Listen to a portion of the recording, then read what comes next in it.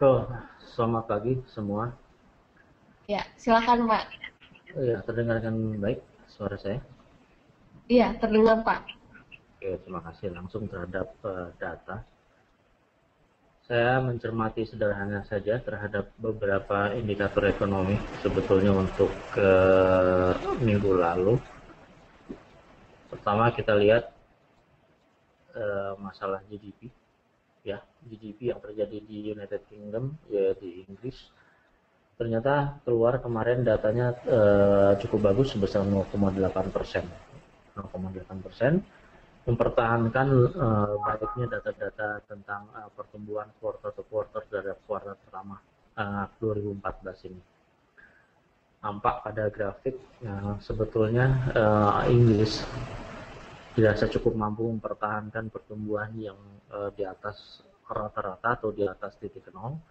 Kalau kita mengambil rata-rata dari bulan 2013, dari tahun 2013 hingga kemarin data-data terakhir quarter per quarter, itu ternyata mempunyai angka rata-rata sebesar 0,62%, ya 0,62%.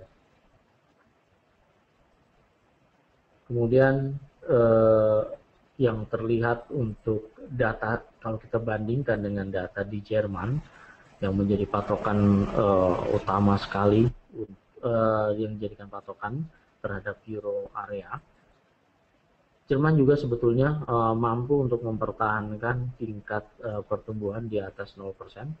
Namun terlihat kalau dilihat dari rata-rata dari tahun 2013 hingga 2014 kuartal-kuartal, ternyata lebih rendah daripada Inggris, yaitu 0,28%. Sementara kita lihat untuk Amerika Serikat sebetulnya cukup mampu untuk tetap mempertahankan tingkat pertumbuhan kuartal pertama. Namun terbaca untuk rilis data terakhir terjadi penurunan sebesar minus 2,9%, sehingga sebetulnya meruntuhkan dari rata-rata dari pertumbuhan yang terbaca di sini adalah 1,25%. Namun apabila kita melihat secara chart bahwa sebetulnya yang tetap mempertahankan gradual cukup bagus, yaitu di pound sterling cukup bagus sebetulnya, masih tetap di atas positif. Kemudian chart yang tertinggi juga masih tetap dipertahankan di angka 0,7%, 0,8%, 0,7%, kemudian 0,8% lagi. Berbeda dengan Jerman, 0,7%, drop 0,3%, dia naik kembali 0,4%, kemudian 0,8%. Kemudian dilihat dari Amerika Serikat, terjadi penurunan yang terjadi antara kuartal sebelum 2014 4,1%, drop 2,6%, kemudian drop lagi minus 2,9%. Nah, di sini juga dilihat jelas ya bahwa Inggris apabila dilihat dari salah satu sisi, yaitu tentang tingkat pertumbuhan kuartal per kuartal pertama dirasa cukup kuat, sehingga sangat masuk akal apabila terjadi penguatan di currency maupun di economic calendar yang terjadi di Inggris.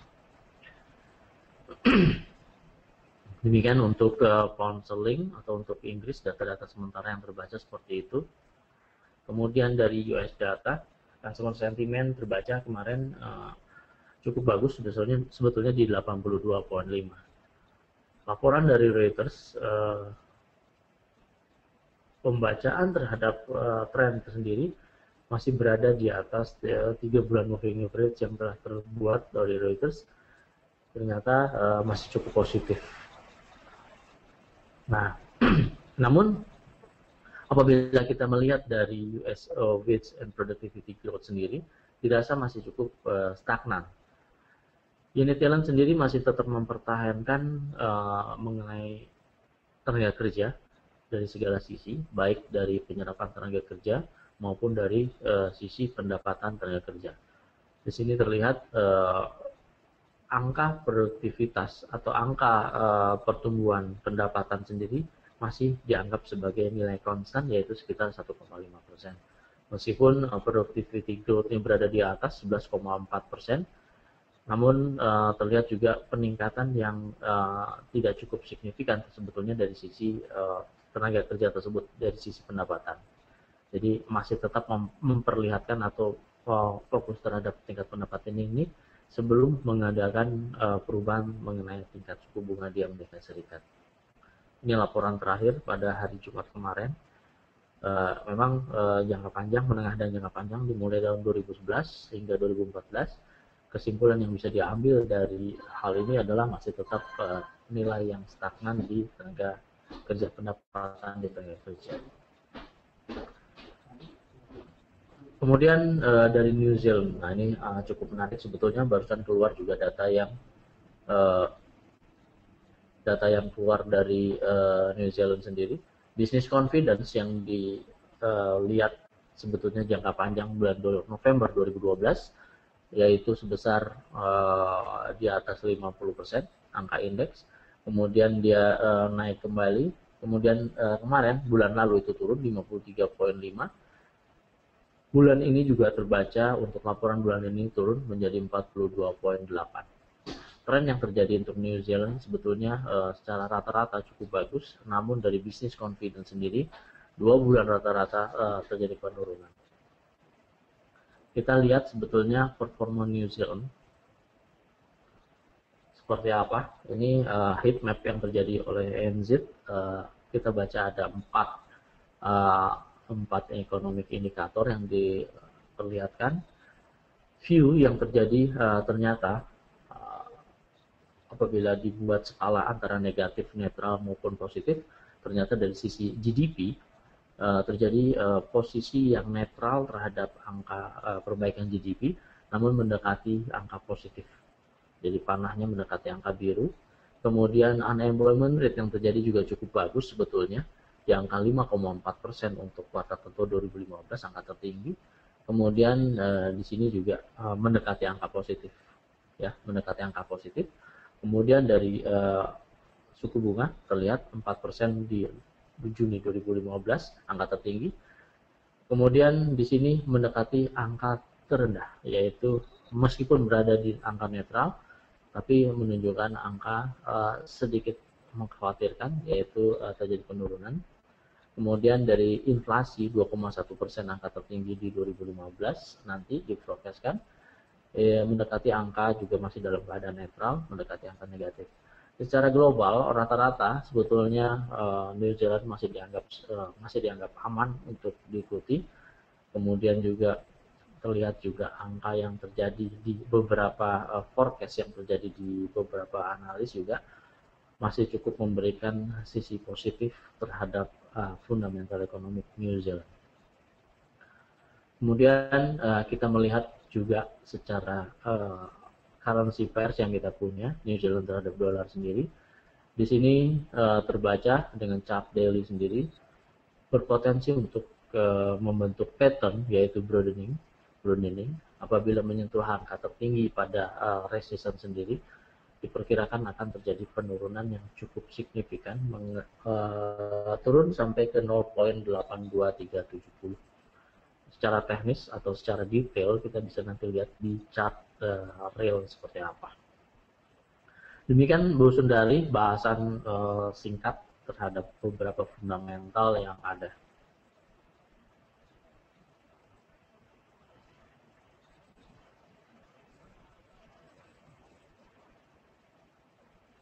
Silakan Bu Sundari.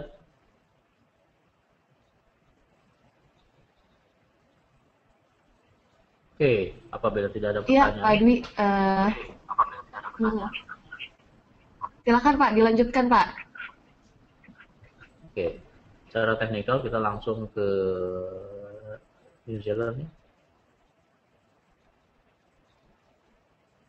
Kita lihat New Zealand seperti apa. Nah ini dia New Zealand terhadap dolar dengan chart daily.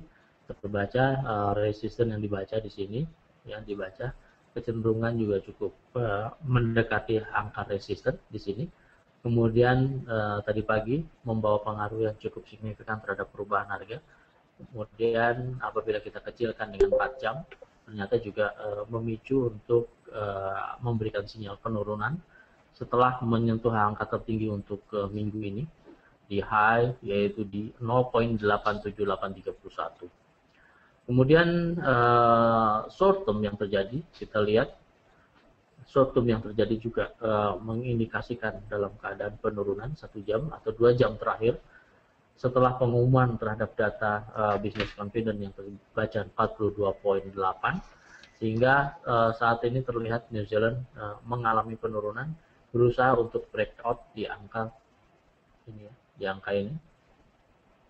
New Zealand cukup bagus untuk diikuti dikarenakan ini ada 3 support yang terbentuk, wilayah 0.87522, kemudian wilayah 0.87522 kembali. Saat ini 1 jam juga hampir sudah menyentuh di 0.87522. Kita tunggu apakah dia close di bawah angka tersebut ataupun dia terjadi pembalikan arah. Namun apabila kita melihat dari sisi candle sendiri yang cukup besar, diperkirakan angka ini adalah akan terus terjadi. Kita perkirakan angka untuk short term ke 0.87469 maupun target lanjutan ada di 0.87256. Cukup bagus sebetulnya untuk New Zealand untuk saat ini, memanfaatkan koreksi dari resisten yang terbentuk secara harian di angka 0.87890 sehingga terjadi cut loss. Apabila terjadi cut loss pun hanya sedikit, ya, apabila sekarang ambil posisi juga hanya sekitar 321 pips untuk posisi stop loss. Kemudian short term juga bisa kita melihat langsung terus follow trend seperti nampaknya 30 menit, 15 menit juga cukup besar. Namun 30 menit di sini kita melihat secara 15 menit sendiri kita melihat ada pin bar yang menyatakan bahwa angka sempat menyentuh sebentar di 0.87522. Namun begitu faktor resiko juga secara 15 menit hanya sekitar 227 pips. Kemudian kita melihat ke dolar secara keseluruhan. Nah, dolar juga terus mengalami penurunan ke 80.023. Kita melihat secara jangka panjang ternyata juga dolar juga mengalami penurunan. Kemudian juga target lanjutan angka ke 79.910. Kemudian harga dolar indeks sendiri masih berada di bawah moving average yang terbaca. Ini mengindikasikan bahwa keadaan tren untuk dolar indeks sendiri masih dalam batasan penurunan. Euro dolar, kita melihat euro dolar nampaknya masih belum terlalu banyak berubah dengan chart value. Semenjak kita buat beberapa saat yang lalu mengenai studi teknikal, yaitu titik support yang terbaca di sini merupakan refleksi dari support di sini. Kemudian saat ini juga menunjukkan euro dolar mengalami kenaikan, meskipun terlihat di sini antara body dengan chart sendiri, body dengan head dan tail sendiri mengindikasikan dalam keadaan kenaikan juga, dengan daily target ke 1.36789 untuk daily. Kemudian 4 jam kita lihat keadaan 4 jam juga kecenderungan landai untuk trend up setelah beberapa kali sebetulnya resisten yang terbentuk di angka 1.36498. Kemudian juga harga hari ini juga secara 4 jam menyentuh harga tersebut, namun candle yang terjadi cukup kecil. Kemudian di pound sterling, bagusnya data-data pound sterling indikasi juga menyatakan bahwa kecenderungan tren yang terjadi untuk pound sterling masih cukup naik, meningkat. Kemudian kita melihat sendiri di sini bahwa pound sterling pada hari Jumat kemarin ditutup di angka tertinggi di 1.70505, kemudian angka terendahnya juga tidak mampu untuk menyentuh harga terendah pada hari Kamis, yaitu di 1.70057. Indikasi untuk sementara waktu untuk pound sterling itu masih dalam keadaan uptrend. Kemudian target untuk terdekat kita buat resisten yang terbanyak yaitu di 1.7061 untuk target kenaikan. Untuk dolar Kanada, ya dolar Kanada juga masih tetap sama. Daily chart sendiri menunjukkan bahwa tren masih dalam keadaan penurunan. Kemudian pada hari Jumat juga masih tetap mengindikasikan penurunan. Ya, Hari Jumat juga masih mengandalkan tren penurunan. Pada pembukaan kali ini di angka 1.06631, indikasi koreksi, namun tren yang terjadi secara medium maupun long term masih dalam keadaan penurunan. Wilayah area penurunan di 1.06155 untuk target lanjutan penurunan. Kemudian di dolar Swiss juga hampir sama penurunan terhadap tren, yaitu terus menunjukkan penurunan setelah menyentuh angka 0.89038. Ini juga ternyata kita melihat dari kecenderungan untuk respon terhadap resisten sendiri, ternyata cukup bagus kita buat resisten di sini sehingga terjadi penurunan untuk hingga saat ini. Target penurunan juga terbaca di sini, ya, terbaca. Kita melihat dari swing yang terlihat di sini, ya, di 0.88940 untuk dolar Swiss. Kemudian saya kira untuk komoditi di emas, nah, emas terlihat juga masih di dalam kerangka forecast minggu lalu. Namun untuk saat ini terlihat emas kecenderungan masih tetap terjadi pelemahan secara jangka pendek, meskipun jangka menengah masih dalam keadaan range atau stagnan dengan target antara atas bawah sebesar 1.535 pips atau sekitar $15. Jadi perkiraan untuk emas sendiri masih dalam keadaan stagnan untuk sementara waktu ini. Kemudian untuk di minyak, terlihat minyak masih mendekati angka support, ya, support yang terbentuk yang cukup kuat, yaitu di kisaran ini, kisaran 105.27 untuk minyak. Nampaknya krisis minyak yang terjadi di Irak sendiri secara jangka pendek, krisis minyak masih terjadi meskipun di harga ini tetap mengalami koreksi. Koreksi di harga minyak ini kita tandai di angka kisaran di 105.01 hingga ke 105.27 maupun pada harga tertinggi pada hari ini, yaitu 105.63. Kemudian kita wajib mencermati setiap perubahan krisis yang terjadi. Beberapa berita kemarin juga menandakan bahwa perluasan daerah pemberontakan juga masih terus terjadi. Juga ini mengindikasikan terjadi perubahan yang cukup signifikan ke depannya pada harga minyak untuk minggu ini maupun untuk masa-masa ke depan. Namun untuk saat ini kita dapat memanfaatkan koreksi dari pelemahan harga minyak untuk sementara waktu. Demikian Bu Sundari. Iya, Pak Dwi. Kembali ke mata uang nih Pak, saya ingin membahas mengenai Japanese yen.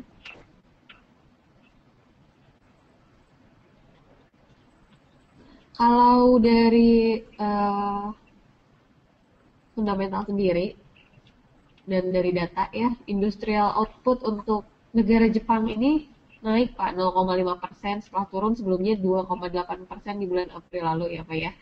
Dan diprediksi dalam 3 bulan ke depan ini pertumbuhan ekonomi untuk Jepang ini akan semakin kuat katanya Pak. Kalau dari teknikalnya bagaimana nih? Teknikal sebetulnya yen masih dalam rata-rata harga. Sifat karakter untuk dolar yen sendiri kan sebetulnya range trading kisaran sekitar 90 pips dari harga tertinggi maupun terendah. Hingga saat ini daily sendiri menunjukkan masih belum menyatakan tren yang cukup signifikan. Namun apabila kita bataskan antara harga tertinggi dan terendah untuk range trading untuk di dolar yen, kecenderungan masih tetap di dolar yen melemah, dalam arti kata Jepang yang menguat. Kemarin juga pada tingkat pengangguran terbaca Jepang menurun, yaitu pada penurunan selama 16 tahun nih di Jepang kemarin. Kita lihat juga secara teknikal masih terus mengalami penurunan, target penurunan ke 101.149 untuk sementara waktu. Nah, kita kecilkan untuk transaksi jangka pendek sendiri, terlihat yen terus menguat terhadap dolar, terlihat dolarnya saat ini di 101.320. Nah, apabila kita lihat 4 jam sendiri, ini nampaknya harga terendah untuk 4 jam, harga terendah untuk minggu lalu di 101.307 itu telah terjadi breakout. Kemudian konfirmasi untuk candle sendiri masih dalam penurunan ya, bearish, sehingga harga hari ini dipercaya harga pada jangka pendek saat ini masih dipercaya sebagai koreksi untuk terus mengalami penurunan. Apabila kita melihat di sini koreksi yang cukup kecil ya, cukup kecil. Kemudian terjadi harga penurunan minggu lalu juga di 101.301 untuk hari Jumat kemarin. Kemudian saat ini terlihat untuk di dolar yen masih dalam penurunan. Secara medium maupun short term kita bisa mengambil posisi sell untuk di dolar yen itu sendiri.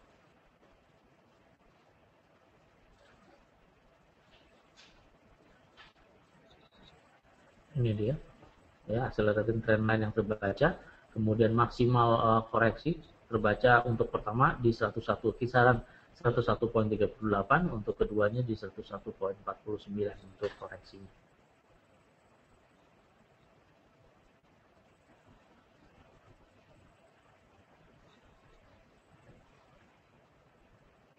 Itu Sundari.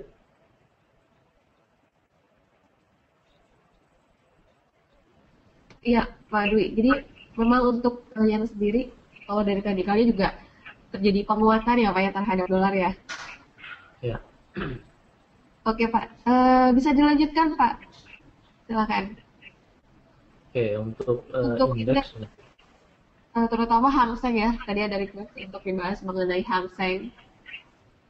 nah Hang Seng beberapa saat yang lalu untuk setiap pembukaan terjadi open gap, kemudian cukup signifikan dimulai dari tanggal 20 Juni kemarin juga mengalami signifikasi ya, pergerakan harga di pergerakannya. Kemudian pada minggu lalu terbaca di sini pada tanggal 26 Juni juga open gap untuk pembukaan. Kemudian terlihat juga pada tanggal 27 Juni juga jadi open gap pada pembukaan, hingga tanggal 30 Juni juga terjadi open gap pada pembukaan. Untuk sementara waktu kita lihat pergerakan teknikal untuk Hang Seng masih dalam keadaan uptrend. Ya, kita lihat dalam keadaan uptrend atas dasar tren yang terjadi di sini. Kita lihat, nah ini dia, kecenderungan masih dalam keadaan uptrend meskipun target 23.228 di angka indeks telah tercapai untuk saat ini. Kemudian juga lanjutan untuk target untuk 1 jam chart di angka 23.454 untuk lanjutan kenaikan. Kemudian penurunan kita lihat di sini garis resisten atau garis support yang terbentuk di 23.152 menjadi batasan untuk kenaikan lebih lanjut. Dalam arti kata kita harus berwaspada apabila menyentuh garis ini, dikarenakan ini adalah garis support yang biasanya cukup kuat untuk sementara waktu. Kemudian untuk nah ini dia, ternyata untuk 30 menit chart 30 menit juga masih berada di dalam bar yang terjadi pada 30 menit pembukaan pertama tadi jam 9. Diindikasikan terjadi inside bar yang terjadi. Kemudian di sini akan terjadi breakout. Apabila terjadi breakout di 23.246, ada kemungkinan harga Hang Seng akan melanjutkan kenaikannya kembali. Kemudian harga penurunan diindikasikan di 23.111 mengalami penurunan. Namun apabila kita melihat dari tren yang terjadi, tren masih dalam keadaan kenaikan untuk Hang Seng. Untuk di Kospi kita melihat juga masih dalam keadaan kenaikan. Ya, target untuk daily jangka panjang juga tetap resisten kuat di 261.69. Ini batasan untuk cukup kuat ternyata untuk hari ini. Pembukaan juga menyentuh harga-harga ini, kemudian dia turun kembali. Nah ini dia sangat kuat. Kemudian telah saya buat area untuk penguatan sendiri di area 262.12 untuk di Kospi. Kemudian yang terjadi di sini, tren masih dalam keadaan kenaikan meskipun saat ini masih di dalam angka tengah untuk transaksi jangka pendek. Kemudian di Nikkei, dan di Nikkei sendiri terjadi penurunan di tengah-tengah penguatan dari yen terhadap US dollar. Nah, di sini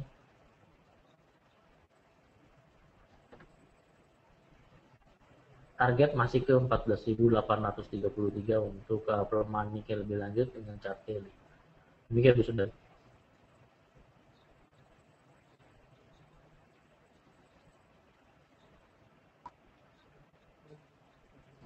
Bu Sundari. Iya, Pak Dwi. Kalau untuk indeks Amerika nih Pak, bagaimana Pak? Indeks Amerika.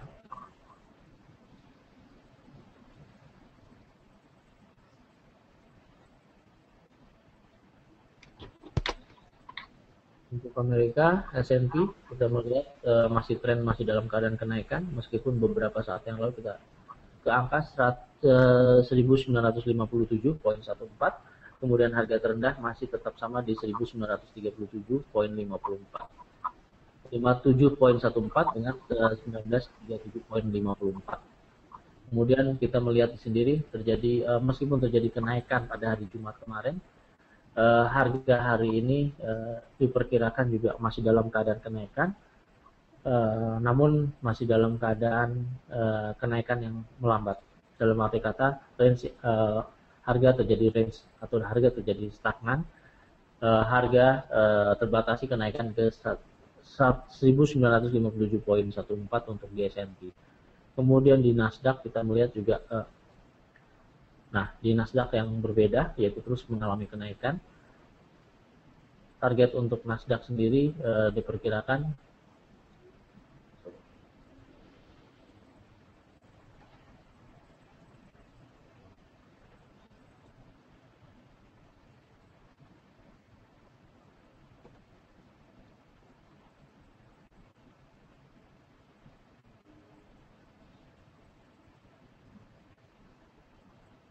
ya, ini dirasa cukup kuat menjadikan patokan untuk kenaikan kembali. Ya. Angka kenaikan untuk di Nasdaq sendiri terbaca di 3.850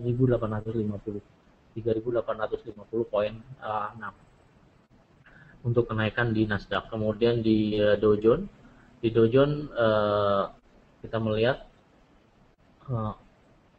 tanggal 30 Juni ini ternyata Dow Jones ini mengalami penurunan. Jadi ketiga indeks ini tidak searah kenaikan maupun penurunannya. Kita lihat di sini di Dow Jones pelemahan terjadi di angka 16.757, angka penurunan lebih lanjut terbaca di 16.651. Kemudian harga yang terjadi untuk Dow Jones sendiri cukup bagus apabila kita melihat dari moving average berada di bawah 90 derajat, kemudian harga juga masih berada di bawah moving average. Indikasi ini menyatakan bahwa Dow Jones mengalami penurunan.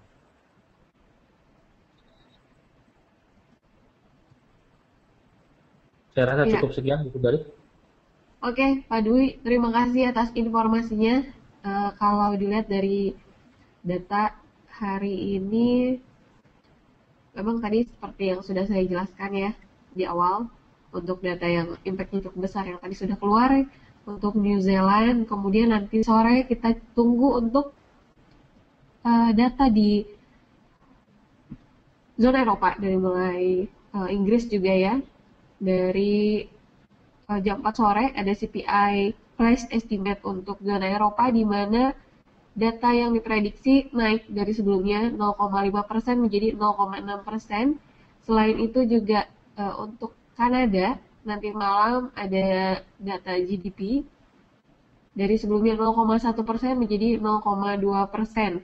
Dan jam 9 malam itu ada data dari Amerika yaitu pending home sales di mana datanya naik dari 0,4% menjadi 1,4%. Itu data-data yang keluar untuk hari ini yang bisa mempengaruhi pergerakan harga. Oke, Pak Dwi, terima kasih atas informasinya Pak. Untuk rekan-rekan juga terima kasih atas partisipasinya. Morning briefing ini tidak ditujukan sebagai sarana pengambil keputusan pada saat trading. Namun demikian, kami berusaha menyajikan informasi terkini dan teraktual. Semoga informasi yang disajikan di morning briefing ini dapat berguna bagi rekan-rekan semua. Terima kasih atas partisipasinya. Selamat pagi dan selamat beraktivitas.